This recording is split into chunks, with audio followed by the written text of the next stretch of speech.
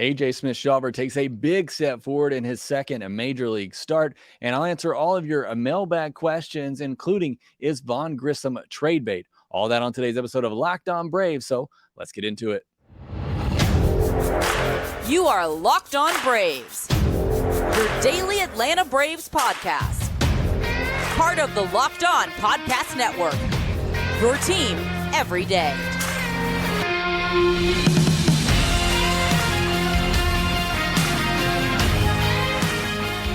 Hey, and welcome back to Locked On Braves, part of Locked On Sports Atlanta, where we cover your favorite Atlanta sports teams each and every day. I am your host, Jake Mastriani, host of Locked On Braves. Thank you so much for making a Locked On Braves your first listen of each and every day. You can follow me on Twitter at shortstopball. Also check out my written work over at bravestoday.com. Make sure you follow the podcast on Twitter at LockedOn_Braves. If you're new on YouTube, hit that subscribe button. You're watching there, hit that thumbs up button as well. It does help support the show a ton whenever you do that. And as always, thanks to all my everydayers out there. I got several to get to here. Cody Cooper, who says so much great information and conversation. I really appreciate that a lot. Cody Cooper. R. Sobrato says, just started following and turned into an everydayer. I love to hear that. Thank you so much. Ecuadorman Brian J. from Myrtle Beach. Craig Rogers. William the worst. I don't think you're the worst, William, but thanks for being an everydayer. Eric with a K. Smith. Cody. Kyle Knapp says, didn't like me as a host at first, but says you're fantastic now. Thank you so much. It was a little rough there in the beginning, but we all grow, we learn, and we get better, hopefully, each and every time out. Foreput also says, love the work. So thank you so much to all my everydayers out there and for the nice comments as well. Does mean a lot to me to hear that and hear that you enjoy listening to this podcast each and every day. Today's episode is brought to you by Birddogs. Go to birddogs.com/LockedOnMLB, and they'll throw in a free custom Birddogs Yeti-style tumbler with every order. On today's podcast, we're going to talk about Thursday night's game. I thought AJ Smith-Shawver took a huge step forward in this one. We'll get into that, and then I'm going to jump straight into the mailbag questions. Got a couple talking about Vaughn Grissom, whether or not he's trade bait. Got one in there on AJ Smith-Shawver as well. Got some fun ones to get into at the end as well. So a lot of great stuff to get to on today's podcast. Let's start with that 8-3 win over the Colorado Rockies on Thursday night. A stress-free win that you needed against a team that you should beat. Very, much more as we'd like to see against the type of competition the Braves are playing after that series in Detroit, where it just felt like they could never put those guys away, and the tying run was always coming to the plate. This one felt much more relaxed. Was maybe a couple instances early in this game where the Rockies tried to fight back, but for the most part, Braves took a big lead early and never really looked back. But the story of the game for me in this one is AJ Smith-Shawver. We wanted to see him, or I needed to see him, take a step forward. I thought he was solid for his first big league outing against the Nationals. We talked about that the other day, the fact that the Nationals are actually very good at getting hits. They don't hit a lot of home runs, and they don't strike out a lot. So in retrospect, looking at that start, makes a little bit more sense that we didn't see more of that dominance in there. Not as many swings and misses, not as many strikeouts. Well, we saw that this time around, and I was highly, highly encouraged by this outing from AJ Smith-Shawver. 5 2/3 innings, did give up 3 runs on 6 hits and a walk, 6 strikeouts though, gave up a couple of home runs, both solo shots. 99 pitches though, and this is where the huge step forward comes in for me. Most pitches he's thrown in a professional outing in his career, he's never thrown that many pitches. I think his previous high was 88. I don't think he'd ever been over 90 pitches in an outing, as the Braves have been very cautious with him as they brought him along. 64 strikes in those 99 pitches. I think that's a pretty good ratio there as well. 17 whiffs on 55 swings. That's a lot of swings. The Rockies were being highly aggressive against AJ Smith-Shawver. A bit surprising to me for, going against a young pitcher they haven't seen before, and somebody who, let's be honest, his command was coming and going in this outing, especially early on. So all those aggressive swings were quite surprising. Only 9 called strikes, partly because there just were so many swings. 8 changeups. This is crazy. 8 changeups. He only that he threw, he only threw 8 of them. They swung at 6 of them. Again, highly aggressive swings, and they swung and missed at all 6 changeups they swung at. That became a deadly pitch for him, especially against left-handed hitters. I know he threw a perfect one that he dotted down and away to a lefty for a strikeout, so that became a really dangerous pitch for him, and he only threw it 8 times. A ton of movement on his pitches. You can see it. He's got that hard 12-6 curveball that just drops off the table, and he's got that slider as well with the east-west movement. So a ton of pitches. Look, you can tell when you watch him, he's 20 years old.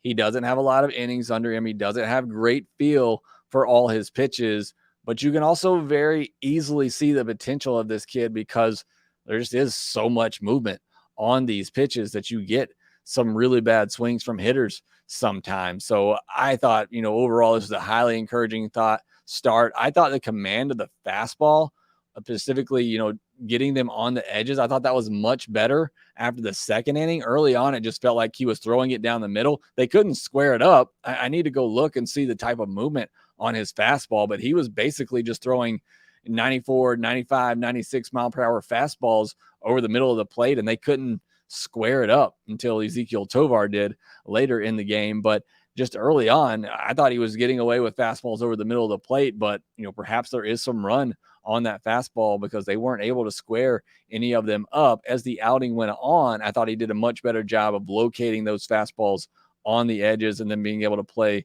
those off-speed pitches off of those fastballs. But I think the biggest thing for me in this start for AJ Smith-Shawver, he had a tough go of it in the 5th inning. He had a call that didn't go his way, was in the strike zone, should have been strike 3. Maybe that inning, doesn't give up another run in that inning. Probably should have another strikeout to his tally. Not the case. He wasn't able to execute after that. Gives up a couple more hits after the walk, his only walk allowed. And again, it shouldn't have been. He struck the guy out, but he did walk him, then gave up a couple of hits, allowed another run. He does get a strikeout to get out of that 5th inning, but he had to really work, and you started to see the velocity tick down. Again, the guy had never thrown this many pitches in an outing, but I loved the fact that Brian Snitker sent him back out there for that 6th inning. You can do that when you have the lead that the Braves had, but I thought that was huge for AJ Smith-Shawver's development to know he can go that distance. He can still get through that lineup a 3rd time, and his stuff can still be effective late in the game. I thought that was so big for AJ Smith-Shawver and ultimately for the Braves long term that Snitker was able to send him back out there after really having to battle through that 5th inning. I just think that's going to pay huge dividends long term. Now, you could do that because of the offense, and the offense was really good on this night, and they're going to need that with the pitching struggling a bit right now and the injuries that they have in the rotation. Strider, obviously not himself at the moment. You're going to need the offense to really step up over these next couple of weeks when you're facing this lesser competition to put some of these games away. 8 runs on 11 hits, 3 walks, just 4 strikeouts. So the offense does get it done. Brian Snitker changed the lineup. He put Ozzie at the 2-hole, Matt Olson at the 5-hole. Now, a lot of you have been asking and begging for Matt Olson to get moved down. Well, here you go. And Snitker even said after the game he may do it against righties as well. I don't know if I fully agree with that, but certainly against lefties makes a ton of sense. And Ozzie had a 3-hit game, had a bases clearing double. Olson had 2 hits and a monster home run. He also moved a runner over, had a runner on second with nobody out, and he pulled a ball to the right side to move him over in scoring position, and that runner later came around to score. Kevin Pillar got the start against the lefty and had 2 hits. So offense was really good, doing their thing. And then Michael Tonkin came in 3 1/3 innings to finish the game. Braves only had to use 2 pitchers in this, which is huge. Coming off a doubleheader, the fact they only had to use 2 pitchers in this game is just monumental for this Braves team going forward, setting them up to hopefully finish off this series, get a series win in this 4-game series with the Rockies. So a lot of good stuff from the game on Thursday. Next, we're going to get into your mailbag questions, including a couple asking about Vaughn Grissom and whether or not he'll be trade bait for the Braves. We'll talk about that here next. In the world we live in today, a lot of us are working from home. I work from home, and I love to be comfortable when I'm working from home. And now I can do that with my Bird Dog shorts. They sent me a pair, and I've absolutely loved them. They're great because they fit great, they feel great, they look great. Everything you want to know about them is they are great. Love wearing them around the house. And then if I need to leave the house, I don't have to worry about changing because, again, they look great. Got several pockets on here, got some zippers as well, so I can throw the key in there and don't have to worry about it falling out. Absolutely love my Bird Dog shorts, and I guarantee that you will as well. Go to birddogs.com/lockedonmlb. Enter promo code LOCKEDONMLB for a free Yeti style tumbler with your order. That's birddogs.com/lockedonmlb for a free Yeti style tumbler. You won't want to take your Bird Dogs off, we promise you.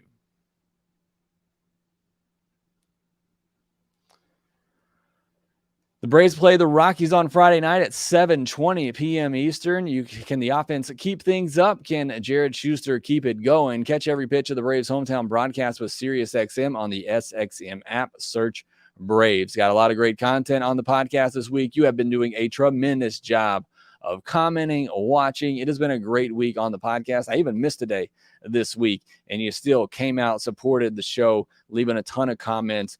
A lot of views on these episodes. I really do appreciate all the support. But if you missed some of those or you just want to watch them again, make sure that you go back and do so. Next week, we'll have it all lined up again with our Miners Monday, our Talk of the Town or Taco Tuesday segment, Stat of the Day Wednesday, Through the League Thursday, and our Mailbag Friday, which we're doing right now. So a lot of great content on the YouTube and on the Locked On Braves podcast feed. But let's jump into your mailbag questions for this week. First one coming from Matt Cox, who says, do you think AJ Smith-Shawver stays in the rotation once Max comes back? I'm going to give my standard answer to all of this is that these things typically work themselves out. Look, at AJ Smith-Shawver pitches like he did on Thursday night, I think he's better than Jared Schuster. Obviously, Strider's not going anywhere. Even with the struggles, I still believe he'll figure it out. Charlie Morton's not going anywhere, and Bryce Elder's not going anywhere. So it's AJ Smith-Shawver and Jared Schuster in those final two spots. Right now, I'd probably take AJ Smith-Shawver, but I do wonder if they're going to limit his innings somewhat, and he goes back into some sort of a bullpen role later in the season. But I would probably take AJ Smith-Shawver over Jared Schuster. I know Schuster's been better since coming back, but his peripherals scare me a little bit and lead me to believe that there's some regression coming, and he's really struggled to get through a lineup a third time. So I would probably kick Schuster out and put Fried in, and then when Wright comes back at that point, and look, I'm going to be honest with you, if Wright comes back, I'm really worried about the injuries that Kyle Wright has. I hope we get him back, but I don't think it's necessarily a guarantee that we do. But if he does come back, and assuming everybody else stays healthy, then I think you move AJ Smith-Shawver into a bullpen role where I think his stuff just plays up and he could be a really good weapon. I do think they are going to limit his innings at some point this year. Next couple of questions have to do with Vaughn Grissom. First one from Large Lar, who says, do you think Grissom is getting moved at the deadline? And then Cavs Buckeye says, are the Braves reluctant to give Grissom reps in the outfield for trade value reasons or because they still see him as the future shortstop? So a couple of questions here surrounding Vaughn Grissom. Will he be traded? What is his future? We did do an episode not too long ago where I talked about the future of Vaughn Grissom. I've said all along and maintained from the beginning, you give him this year to prove that he can't be a shortstop defensively. I think he deserves that. He's a 22-year-old. I think he deserves at least this year for you to make a decision, and the Braves have to make that decision. Can he play this position at a high enough level? Because I think the bat will play. I think most people believe the bat will play, but I think you give him at least this year to prove to you that either he can or can't play the shortstop position defensively. I haven't watched enough minor league AAA games to tell you that, to give you my opinion on that, but ultimately that's something the Braves are going to have to decide. So my stance from the beginning has been he at least deserves this season to prove one way or the other if he can play shortstop. And if you figure out he can't, and then I think maybe you start to move him to left field, get him comfortable at other positions, because then I do love him in that super utility role. And that's also why I hope the Braves don't trade him at the deadline. I know he's probably going to be one of their more valuable trade chips. So if there is a big move to be made, then I can understand them moving Vaughn Grissom. For me, it would have to be somebody that's, an impact bat, an impact starter that you have at least 2 years of control over. Do not, please do not trade away another solid offensive prospect for a 1-year rental reliever. If they trade Vaughn Grissom and even if they get a high leverage setup guy, to me, that's not worth it for the potential that Vaughn Grissom could give you as a super utility guy in case of an injury to Ozzy Albies, in case of an injury to Orlando Arcia. Vaughn Grissom can step up, and he's at least going to give you something with the bat. I would not trade Vaughn Grissom unless it is in a pretty big deal that you're going to get somebody that you have at least a couple years of control over. And again, they're going to be a somewhat impact bat. I'm not talking about all-star level. I don't think Vaughn Grissom has that type of trade value. But for me, it has to be a pretty significant move. I would not trade Vaughn Grissom for a 1-year rental reliever. I wouldn't even trade him for a 1-year rental starter. I think it has to be a guy with multiple years of control, because I just still think there's still a ton of value with Vaughn Grissom on this team. So does he get dealt at the deadline? I say no, but again, it wouldn't surprise me. I wouldn't be shocked if Vaughn Grissom gets dealt at the deadline, but I still think he holds tremendous value in an organization that does not have a lot of position player depth. Again, you're one injury away from really needing Vaughn Grissom. You have to understand that you're one injury away on your infield from really, really needing Vaughn Grissom. Charlie Culberson's not the answer. Braden Shoemake's not the answer. Adrianza, wherever he is at the moment, he's not the answer. Hoy Park, these guys are not the answer. Vaughn Grissom is the only one that gives you some sort of potential upside there. So again, I would keep Vaughn Grissom. I think his value in the organization is pretty significant to keep him around, but I wouldn't shed tears if they traded him, if it were in the right move for an impact player that they have years of control over. I'm sure we'll be talking about that much more as we get closer to the trade deadline, but those are at least my thoughts for now. Corey Slovic says, what's the first big trade that AA makes, a reliever or a starter? I'm going to say reliever. Is just easier to get those types of deals done, and I think there's a more immediate need there for a reliever. I don't think they make much move on the starter front unless there are some more injuries that come. But I don't think they really make any significant moves on the starter front until they know what the situation is with Max Fried and Kyle Wright. If they're going to get Kyle Wright, or if they're going to get Max Fried back at the All-Star break, then you probably wait, let that play out, see how he does, works his way back. If he looks good, looks healthy, then you're probably fine there. Part of it may be can Spencer Strider figure things out as well. And then are they going to get Kyle Wright back? When are they going to get Kyle Wright back? What's that going to look like? I think they probably wait until all of that plays out until they even consider making a move at starting pitcher. Because look, you could be getting back the guy who was second in the NL Cy Young last year and a guy who won 21 games last year. The Braves could be adding those two guys to their rotation. And you take the old line from Chip Carey, it's just like making a deadline move when you get those guys back from injury.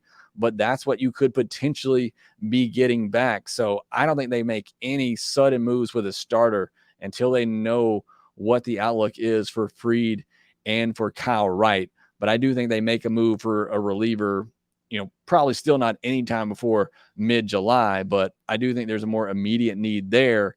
And again, teams are always looking to upgrade their bullpen around the trade deadline. A lot more questions to get to here. E. Goldie has a couple. First one is, you know a lot about the Braves minor league pitchers. Is it an anomaly that we seem to have more crafty pitchers like Elder, Dodd, and Schuster compared to other organizations' top prospects? Where are our pitchers who throw 95 plus? Please tell me we have some. I think the Braves have taken some chances on those guys. Jared Schuster was a guy who it looked like maybe he was moving in that direction, that he was going to be, a high 90s type of guy coming out of Wake Forest. The name is eluding me, the guy they took from Wake Forest the year before that, who they traded from the A's, but he was another guy that looked like he had an uptick in velocity, was going to be that high 90s guy, and it just hasn't panned out. It's just not easy to find those guys and to find those guys who can carry it in a starter role. Braves have several of those guys who are in the bullpen and several of those arms, but finding those 95 plus guys who can be starters, that's a whole lot harder to find, especially when you haven't had a lot of draft capital because you've been drafting at the back of the first round for a while now because you keep going to the postseason. You haven't had a lot of international money to spend because of sanctions. Not that, pitchers are typically what you get out of the international signing pools, but they just haven't had a lot of, room to grow in the prospect wise to draft and sign a lot of these players. And the ones they do have, they're at the big leagues. AJ Smith-Shawver, Spencer Strider, those guys are at the big leagues. You're seeing those guys move rather quickly that they do have who can throw that upper velocity and have that big time stuff. So I think that's part of it. I also think they're trying to be smarter and take these pitchability guys. You look at Owen Murphy and J.R. Ritchie. Those aren't high velocity guys. I think they can get up there, and Ritchie can get up into the high 90s, but they are more pitchability, mid 90s, low to mid 90s fastballs guys, but they have good command. Now they've taken shots at guys later in the draft, guys like Cole Phillips, guys like AJ Smith-Shawver, guys like Spencer Schwellenbach.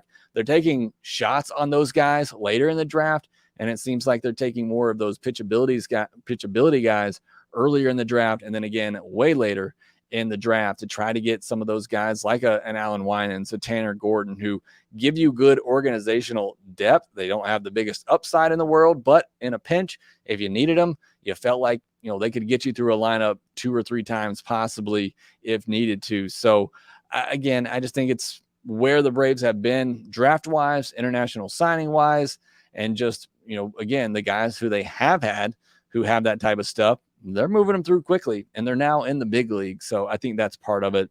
E. Goldie also asked, do you worry about Olson's long swings as he ages? It doesn't seem like a swing that will age well compared to players who have short, compact swings. Yeah, that was a concern for me. Even when they traded for him, I think he's still a while away from that, but I do worry how that swing ages a little bit. Look, you could even say that about Ronald Acuna Jr. in the way that he holds his hands. And right now it plays because he has a quick titch and just really quick hands. But as he slows down, I worry that swing's not going to be as effective. But, that's the case for all hitters as Father Time eventually catches up with them. But with the way Olson's swing is and the way that the mechanics of it work and it being such a long swing, I do worry about that long term. Look, he's never going to be a 280, 290, 300 type of hitter, but I think he is always going to have big power. I think he is always going to draw his walks. I think that's going to continue to play, but I do worry about that swing a little bit long term. Not really in the next 3 to 4 years, but maybe at the end of that contract. Bellfire, I like this team's chance to win it all this season more than last due to all the adversity they faced from injury and underperformance by key players. Assuming all arms are healthy and everyone starts clicking, is there a better squad in baseball for a deep postseason run? I would say no. And, a lot of people like the Braves coming into the season because of the depth they have.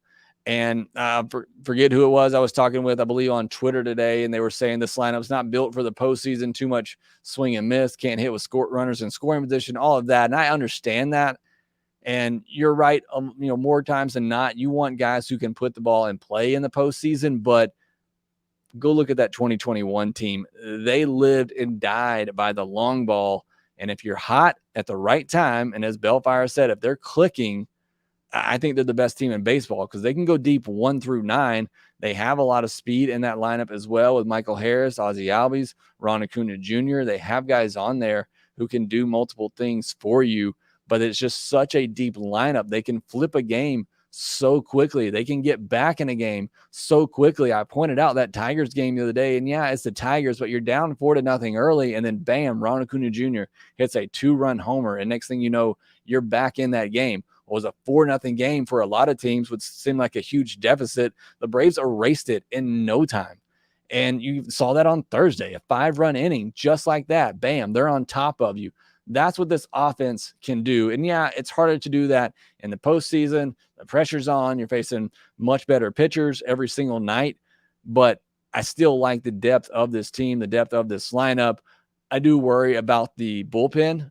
Look, if everybody's healthy, if Strider's back to himself, if Max Fried's back healthy, and you got Charlie Morton, I still feel good about this rotation. Bullpen is the thing that probably worries me the most because unless AJ Minter is his dominant self and Raisel Iglesias is his dominant self, they just don't have a lot of dominant type arms coming at you like they had with Luke Jackson, Tyler Matzik, AJ Minter. I wouldn't consider Will Smith a dominant arm, but he was, at least for that month plus, to in that 2021 World Series. So, I don't think there's too many more teams that are better positioned for the Braves when they're clicking at the same time. So, yes, good question there from Bellfire. I'm going to follow that up from a question from Nathan Duffy, who says, as is, would you take the 21 Braves team or the current team to finish out this season? Fun question, good question. I don't know that it's an answerable question, but I'll do my best. Right now, it's still a lot of the same players, obviously, from that 21 team. Well, the big thing is you didn't have Ronald Acuna Jr. on that 21 team, at least the team that won it. And I'm assuming we're talking about the team as it was in the World Series and the team as it is now. I would probably take this team now just based on it has the best player in the world on it and Ronald Acuna Jr. But you're talking about Jorge Soler versus Marcell Ozuna, which the way Marcell Ozuna is going right now, I'd say that's a wash because Ozuna's taking his walks and he's hitting the ball with authority, which is exactly what Jorge Soler was doing. You're talking about Freeman versus Olsen. I would take Freeman, but again, as we talked about on the podcast the other day, that's no slight to Olsen. Freddie Freeman's a Hall of Famer, but Matt Olsen still is a very good player and does good things for you. You're talking about Adam Duvall versus Michael Harris II. I know Harris has been slumping to start this year, but I'd probably still take Michael Harris in that. Jock Peterson versus Ronald Acuna. I'm taking Ronald Acuna Jr. all day long, as much as I love Jock Peterson. Arcia versus Swanson. I mean, right now, I think you just have to say you take Arcia. I mean, I love the defense of Swanson, especially in the postseason format, but that one's a lot closer than I think a lot of people would have expected. You're talking about Fried versus Strider. Of course, the Braves could have both of those if healthy, but if we're talking right now, I'd probably take Fried and the 21 team. Ian Anderson versus Bryce Elder. That's an interesting one. Maybe I'd probably take the version of Bryce Elder right now, but Ian Anderson was really good in that World Series, had 5 no-hit innings. Kyle Wright versus Jared Schuster. Again, could have both of them if fully healthy. And then in the bullpen, you're talking about Matzik versus Nick Anderson, and that's where I would take Matzik. You're talking about Will Smith versus Joe Jimenez. I would take that version of Will Smith. So that's why I say the bullpen right now is the only thing that gives me much concern because I don't think it has that dominance that that 21 team had where you just knew it was over once you got to the 6th, 7th inning with those guys in the back end.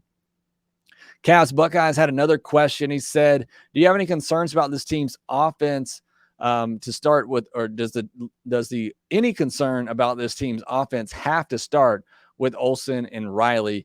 I think that's fair because those are your two key cogs in the middle of the order. So if this offense is struggling, I think you look to those two guys because they've been batting second and third. And that's maybe why you're seeing Snitker move the lineup around a little bit. But again, I tweeted this out the other day. You can't have these stretches where your 2 and 3 hitter just completely disappear.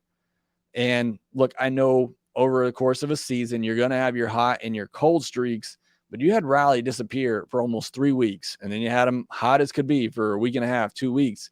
And now he's cold again for another week. You can have your cold streaks, but you can't just completely disappear. And these guys are completely disappearing at times. So again, if they're going to be your 2 and 3 hitters, then yes, any concerns you have about the offense, I think has to fall on those two guys because those are supposed to be your middle of the order key bats. And if the offense is struggling and those two are struggling along with that, I think you have to look at those two.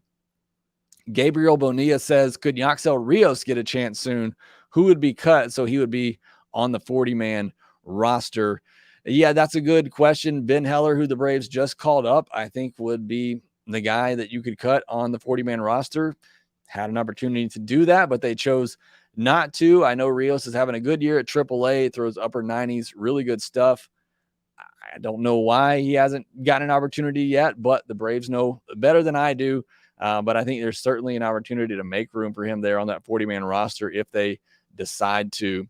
Those are our questions on this week's mailbag. Thank you so much for submitting all those questions. Next, got a little bit of injury news and a signing news for the Braves. They get a veteran that is very exciting to talk about and a very exciting player. We'll discuss that here next.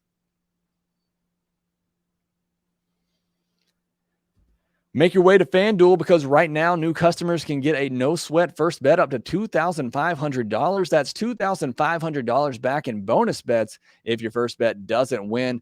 FanDuel has great promotions every day, safe and secure app to use, and you can get paid instantly. There's no better place to bet on all the Major League Baseball action than America's #1 sportsbook. Visit FanDuel.com/lockedon and get a no-sweat first bet up to $2,500. That's FanDuel.com/lockedon. Also, visit FanDuel.com/playsafe for tools and resources to help you stay in control of the way you play. FanDuel, official sports betting partner of Major League Baseball.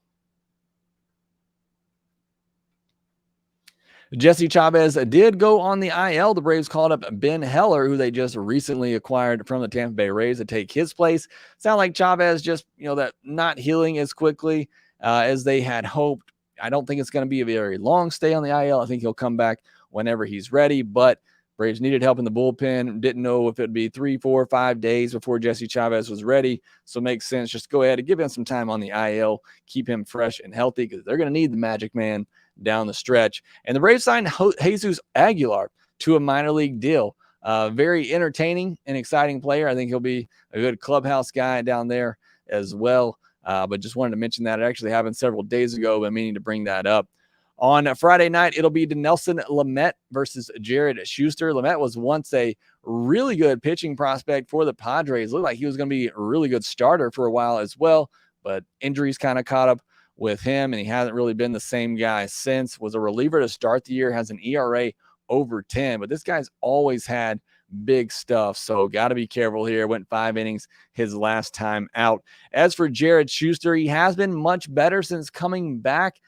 I mentioned earlier the peripherals, the analytics on him worry me a little bit that perhaps he's got some regression. You got to be careful with him that third time through the lineup. We've seen a couple of starts now where he's just breezing through the lineup.